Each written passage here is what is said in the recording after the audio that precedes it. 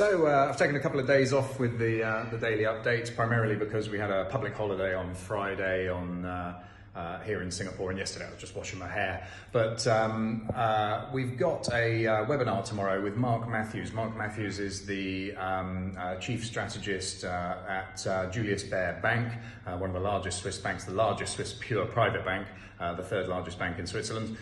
He'll be giving an analysis of what he thinks is going on in the world and doing a bit of a Q&A on a webinar tomorrow evening. That's Wednesday, the 6th of May. You can come and join us for that. It's been really interesting. The markets seem to have a real cross-correlation with the news in the last week or so.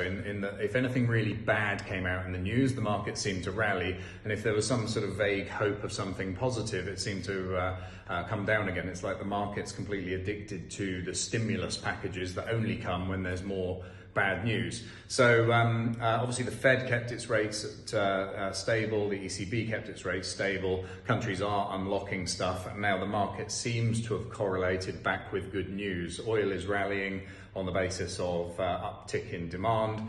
More and more countries are slowly unlocking bits and pieces. I mentioned to you last week that the CIO of Deutsche Bank said he got stuck in his first traffic jam driving into Frankfurt the other day. We're seeing that replicated in a lot of countries. In fact, anecdotally, in the countries that are unlocking, obviously people are starting to get back to work. In the countries that aren't unlocking, it seems like people are starting to get a bit more relaxed around some of the rules anyway.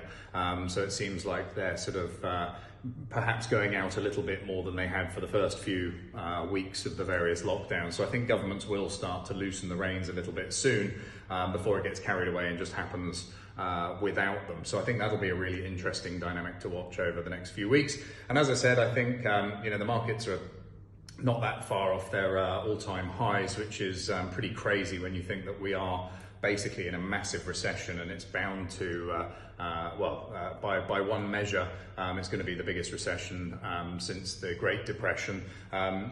New car sales in the UK are the worst since 1946, if you can imagine that. And actually by loads of other metrics as well. The PMI, I've talked about PMI before, this is the Purchase Managers Index. Anything above 50 is growth, anything below 50 is contraction. In fact, if it's 45, people tend to jump off buildings and shoot themselves in the face, and it's 13.8 in the UK. So a 13.8 PMI is really, really terrible. So clearly a big recession. Markets don't seem to think that. The general consensus is that basically markets are pricing in, the roughly 15-20% that they're off at the moment is pricing in the sort of short dip recession. So any second wave or any other big calamity that comes along is not priced in, and so that could give a surprise to the downside. So I think either we carry on from where we are now, or we have another downside based on an unexpected bump in the road.